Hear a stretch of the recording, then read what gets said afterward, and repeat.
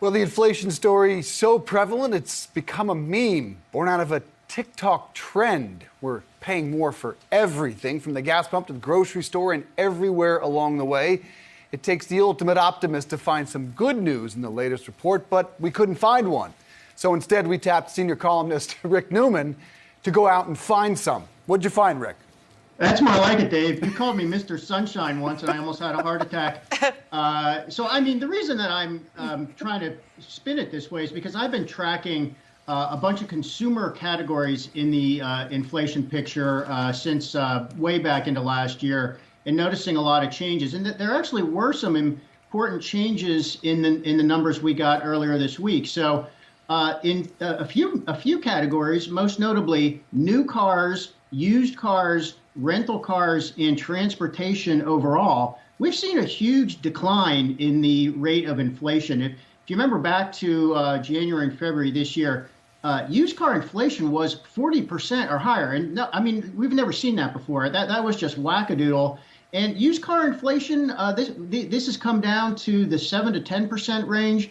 New cars, we're still seeing high inflation there, but it's not what it used to be. And what this tells us is that the supply chain issues that were causing a shortage of these products in the first place, that we're working these things out. So that's actually good news. Now, there are other categories where inflation is getting worse, not better. The most obvious one is gasoline, 60% increase year over year in the latest numbers. But there are a couple other ones there that are really important to pay attention to. Gasoline gets all the attention, but household energy is up by more than 20% year over year. And the typical household spends more on heating and cooling their home and hot water than they do on gasoline. So household energy, that's going the wrong direction. And then just housing costs overall, they are up by about 7%.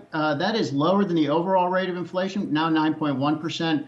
But Americans spend a third of their budget on housing. So those are the things that are going in the wrong direction. So it's a mixed picture. There's a lot of bad news, but there's some not so bad news.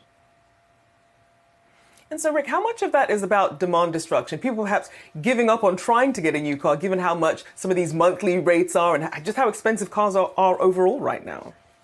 Well, there's no simple category that says this amount of inflation or declining inflation is due to demand destruction.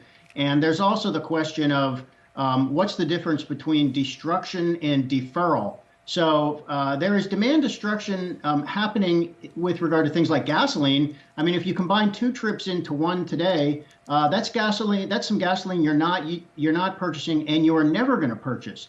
But if you think that a car is too expensive right now and you want to wait 6 months or a year, that is deferred consumption. And that's actually, these are all actually good things. I mean, consumers do have choices. We are not automatons who just go out and spend the same amount or buy the same amount of stuff no matter what the price is. We make rational decisions. And that's one of the things that probably will bring the inflation rate down during the next few months. Now, I was wrong. I thought inflation had peaked a couple of months ago when it hit 8.3%. And I was wrong about that. It went up to 8.6% and then now up to 9.1% still. I think we may be at the top now, and there are reasons to think we're not going to see inflation back to 4% by the end of this year, but we could see it under 8%. Rick, the Biden administration should listen to you because you just listed out a number of things in that inflation report that were actually pretty good. I haven't seen the Biden administration change the messaging like that. Am I missing something, or why aren't they latching on to the good parts of this report? Well, you should call them up and tell them they need to start reading my columns and passing them around. I will. In the presidential daily briefing. But the White House they've been focusing on a different message or spin, if you prefer, this week. So they knew, like a lot of economists, that this number was going to be hot.